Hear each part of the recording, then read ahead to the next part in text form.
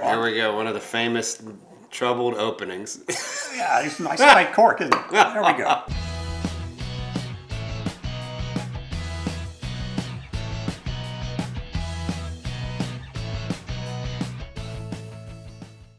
Welcome back to Drinking with Craig and Roger. I'm Craig. I'm Roger. Today we're going to talk about a trip you recently took, and specifically all the delicious things you had to drink along the way on this trip. Yeah, in September of 2024, Ellen and I spent 2 weeks in the United Kingdom, and we had lots of great beer, much of which could not ever get out of the pub. Right. But there were some bottled things, and I had some of those, and here are some of the labels from them. All right. But what we really want to focus on is the stuff that I was able to bring back. Right. Now, we spent some time at the Isle of Wight, which is on the southernmost part of the main island, off the coast from Portsmouth. In England, right? In England, England, yeah. Mm-hmm. And then we spent some time in London, where I was able to visit Milroy's, which is a very nice whiskey store, and I had a nice sample that was recommended by the bartender. Okay. And then we spent some time in Edinburgh, and then in Inverness. And in Inverness, we had a trip up to John O'Groats, which is the northernmost spot on the main island of the United Kingdom.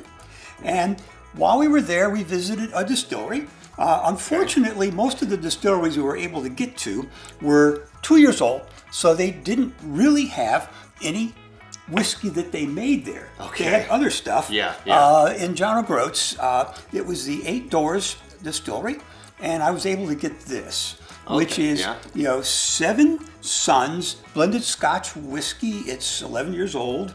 They were selling stuff that they purchased from other distilleries. Yeah.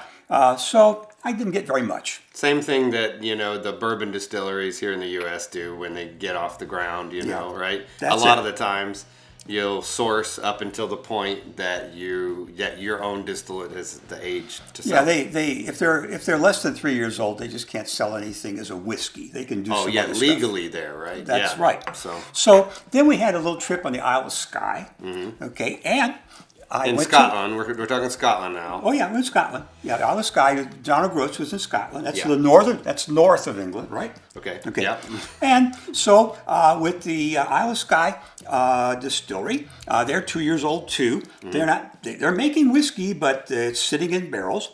Okay. But they can sell gin. So I got this Misty Isle gin. Okay, cool. Yeah, we got to try this. I'm curious. Now this is going to be near Talisker. Yes, it's a little farther north than Talisker. There we go, one of the famous troubled openings. Yeah, it's a nice tight cork, isn't it? There we go. Okay. It's not getting out. Well, all right. I think you'll notice that the Scottish gin has more of a brogue to it than the American stuff. So. A brogue? Brogue, yes. What is a brogue? That's an accent. Aye, laddie. Aha. I think he can. I know you don't like gin, but... Not really, except, well, you'll see if you watch our video we did on gin. I did like the Geneva gin, or Jennifer gin, however it's pronounced. Yeah, it's not so dry. This is a dry London gin, though. This is, so it's a dry London gin style. It's very citrus. A lot of orange in there. Ooh, yeah. It's almost as if it's flavored. Sort of I like licorice. this. A little licorice in there. Yeah, almost has a... chai tea type of flavors or something. And it's also this is pretty nice. It's kind of sweet too. It is. I like this. I like this a lot better than many others. Very interesting. I like that. That is better and more unique than I expected. So nice job. I will be keeping an eye on what they're going to be doing in the future. Maybe something that they're doing is going to make its way over stateside. Maybe. But they're really small. Oh, yeah, okay. these new distilleries, most of these new distilleries are like craft distilleries, so they're not going to be very big. Well, maybe we'll never see it. So glad I got to try it, though. Yeah. Dang, that's good stuff. Well, while I was in the Isle of Wight, I managed to pick up Aberfall's single malt Welsh whiskey. Welsh, okay, and you didn't go to Wales, but they had this Welsh whiskey, which I've never seen before. Right, and it's one of the first distilleries in northern Wales. Okay. Okay, it's near the Aberfalls Fall, and anyway. Okay. So it was established in 2017, so it's not going to be that old. Maximum 7 years old. Yeah. Non-age stated. Single malt. 40% alcohol, I think. Yes. So, should be pretty gentle. Yes. Oh, now that is a bright fruity nose. Mm-hmm. Interesting. There's some youth in there for sure. Some of that young distillate. Yeah. But Wales is not nearly as mountainous as the northern part of Scotland, so this, it's probably in the same vein as a lowland Scotch whiskey. That's what I was thinking. Yeah. And it's very nice, very It light. is nice. I think it compares favorably to Glenlivet, as far as body and taste. Mm-hmm. It's a little younger than most Glenlivet you get, but Yeah, the fruit driven, bright fruit driven flavors. Definitely younger. I mean, even at 40%, it has some little bit of burn to it, but it's nice. Yeah. It's like, okay, they can make some pretty good whiskey in Wales for sure. I think it's been amply proved that you can make pretty good whiskey almost anywhere on earth. Yeah, there's that sense of terroir isn't really present in distilled stuff. Well, it's very small. Yeah, Yeah, because anyway. it's more about the barrels and the climate and how you're aging Well, them. I think the land pays a little bit in there. It's in there, but yeah. Anyway, but yeah, it's very nice, very light. Yeah, very it is. pleasant It's thing. pretty good. And it wasn't even all that expensive. I think it was maybe about 30 pounds, 30 pounds, so yeah, like $40. something like that. Not bad. Yeah, interesting. And at your request, Ah, yes. when I was in Edinburgh, I visited a whiskey shop and I got some Lindoris. Yes, whiskey. I told you, hey, when you go, pick up something special for me. Something good, higher strength, single barrel, anything like that. Maybe sherry, anything like that. So, at And this so shop, we got a single barrel here, which was aged in a very wet sherry barrel, obviously. very wet sherry And then barrel. this is their normal product here.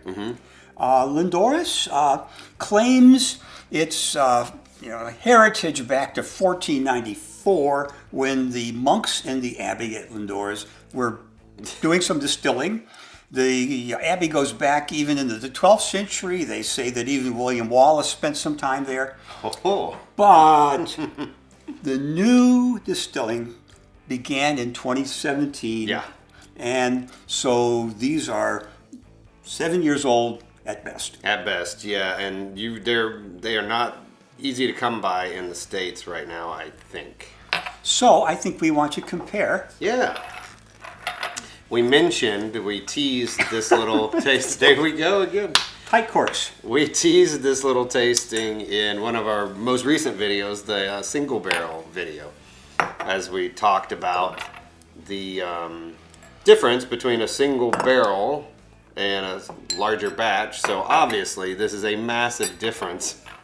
I mean, just visually you can tell how much different these are going to be from each other. And I have tried the one that you gave me, but I have not had their base offering. So let's try the normal one first. Okay. Here we go. Cheers. And Lindoris is a lowland single malt. Very nice. I don't taste a lot of youth in it. Has almost a cedar type of smell to me. Yeah. Interesting. It's probably A lot of fruit. It's probably maybe 6 years old, maybe 7. Oh, it's sweet. Oh yeah. Very sweet. No smoke in it. No, it's not smoky, but it is woody. I'm still getting a little bit of a cedar type of wood note, which is interesting. I like that. Oh, yeah. Very smooth though. Oh, yeah. What is the strength on here? 80 46%. Okay, 92. Yeah. And this is nice. Very fruity, but and it's sweet, but also kind of oily. It's got a heavy body. Well, this is what you probably can get in this country if you search hard enough. Probably. Gosh, that's good. Some cinnamon, raisin, that kind of thing, golden raisin going on. I dig it. Oh, yeah. What do you think? I like it very much. Yeah. Yeah, I'm surprised. It tastes quite a bit different from that Auchentoshan that we had, and the other lowland that we had on our Scotch video. Yeah. Anyway. All right. Well, we want to try the special single barrel. Yes. It's just for this one store. Yeah. That was it. It's an exclusive cask. Yes. Wow, the nose is completely different. Almost like grape juice, prunes.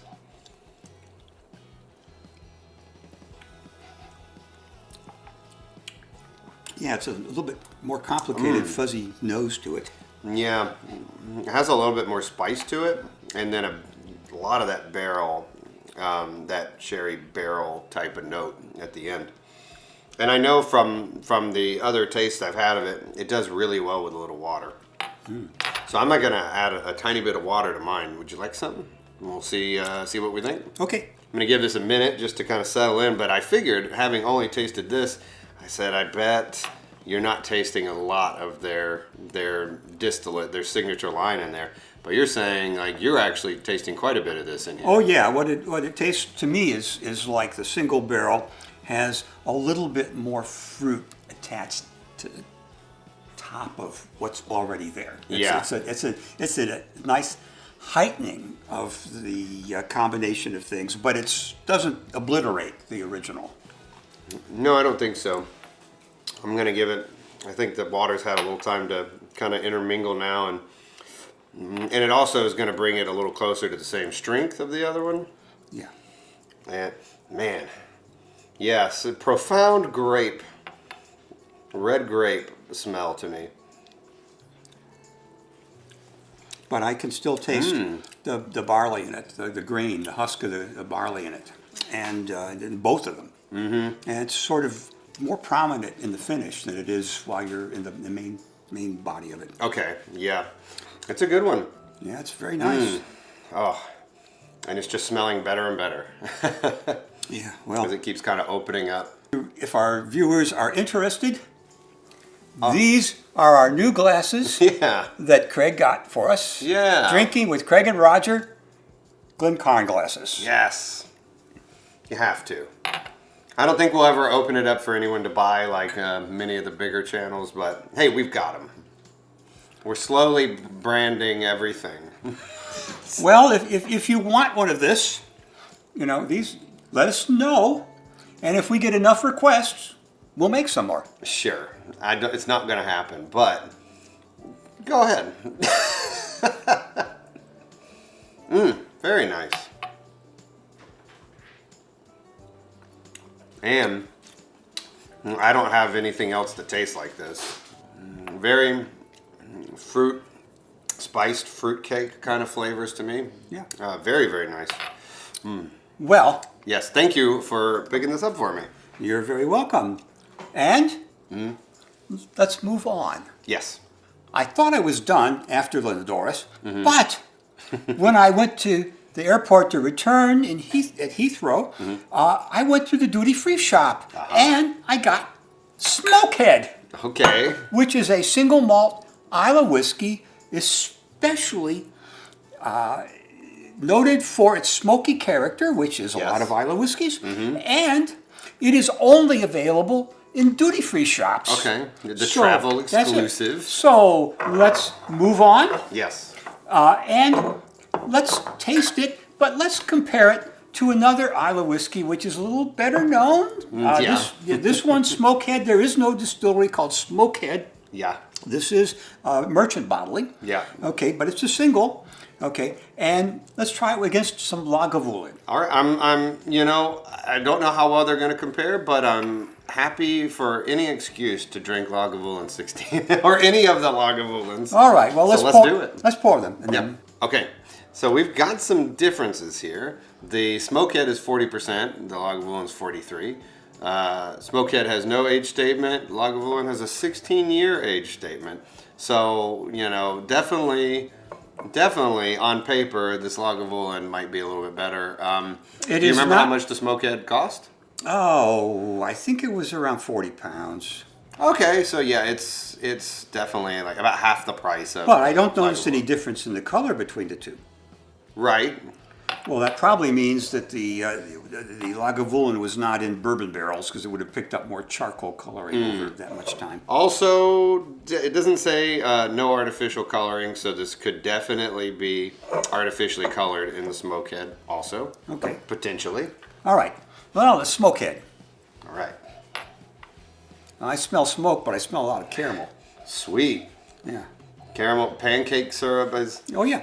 and it's very the smoke syrupy. is, the smoke is only a little note on top A of it. wisp. It's a delightful nose, Oh, yeah. actually. Wow. Okay. And the Lagavulin. Much richer, deeper, But again, mustier, smoky smell. yeah, musty, to me. smokier. But the smoke is still not dominant. No, It's on top of everything else.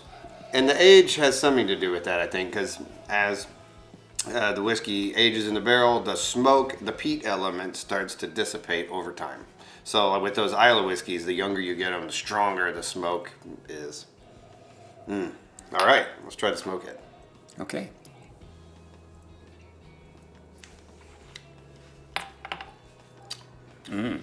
It's pretty thin. Yeah. It's not. It's real thin. That may be the It's thinnest kind- Islay I've had. It's kind of, well, it's probably the only one that's 80 proof that you've had. So, anyway, but it's very malty, not very thick, but it does have a nice little smoky, top to the body of it and in the finish. I would say the predominant note for me is iodine, which is common for Islas. I mean, it's an easy drinker, Oh, yeah. but it's Well- definitely could stand to be bottled at a little higher proof, I think. Well, the smoke becomes more prominent with further sips. Which is interesting because it's usually the opposite. I find. Like you get these big smoky peat bomb whiskeys, and at first you're like, whoa. But then after a couple sips, your palate kind of gets acclimated to it, and you're just kind of tasting through the smoke. Well, the smoke in this one is not overpowering. It's just very nice top part of Yeah. the taste and the finish. Yeah, agree. All right, Lagavulin. Man, that is nice smell.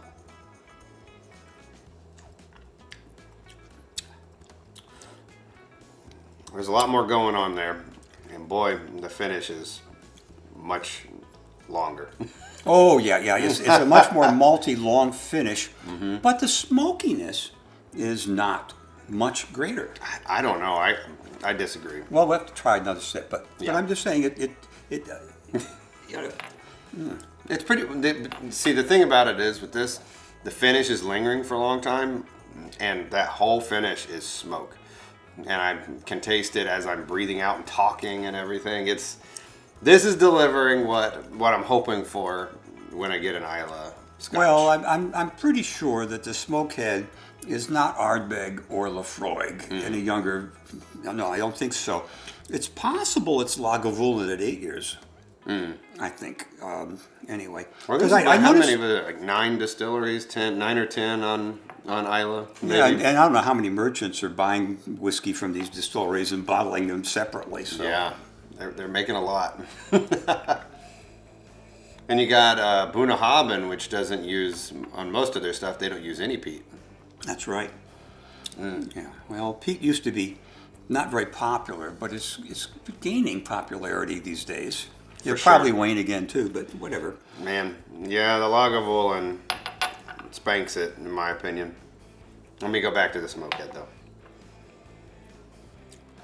Well, it's the age that's getting you on the Lagavulin. Probably. It's a much more mild body because you can really taste a little bit more youth here in the Smokehead. You really can. Yeah, a lot more youth. It almost had a kind of a nutty smell to me musty, nutty smell when I came back to it. It's kind of interesting, but then now coming back to this, like you said, the youth, that base spirit, more fresh spirit note. Yeah. That I know because I'm familiar with it because we've several times in other videos that I'll put a little link here if you're interested. We have tasted new make spirit, and you don't forget the taste of that. No. Yeah, well, anyway, no, both of these are pretty nice drinks. If you have to choose between the two, I think Lagavulin is by far the better one, but it also costs about at least twice as much. Yeah, probably twice as much. So there's something to be said, at least because this is a liter bottle, right? So yeah, I mean it's pretty good value on the Smokehead, honestly. And it's nice, and it's not overpowering. The smoke isn't really. No, yeah. This would be if you're trying to dip your toe into, smoky Scotch. Like that's a decent start. Yeah, this is not smoked to hell and back. No. Anyway, well, that's all I brought back, and That's pretty good haul. Pretty good little haul there for a trip that you didn't. The purpose of your trip was travel and doing other things, and it wasn't a whiskey and beer focused trip. No, we took a couple tours, but they were mostly scenic, and so we only were able to stop at distilleries where they stopped, and that's what I found, the young distilleries. Yeah. Anyway. You stumbled across them. Yes. So I guess if you get a chance, I think you will enjoy going to the British Isles. Yeah. And there'll be a lot of good stuff there, and a lot of it you can get here in this country if you look for it. True. Yeah. Yeah. Did you guys drove around, didn't you? No. Oh, you did all train Trains. and Oh yeah. Yeah, the trains are in the UK. The trains are really on schedule. Boy, they're really on time. Yeah. And if they're more than 15 minutes late getting to the destination, you get a refund. Not a total refund, but a good partial one. That's nice. That's pretty good. That's more than you can say about U.S. transportation. Yeah, for sure. All right. Well, if you like what we're doing, Yep. please like and subscribe. And if you have any questions or anything else you want, let us know. If we don't have tens of thousands of them, we can answer them. So that's what's going on. We won't have tens of thousands of them. Anyway, but until next time, Yeah. cheers. Cheers.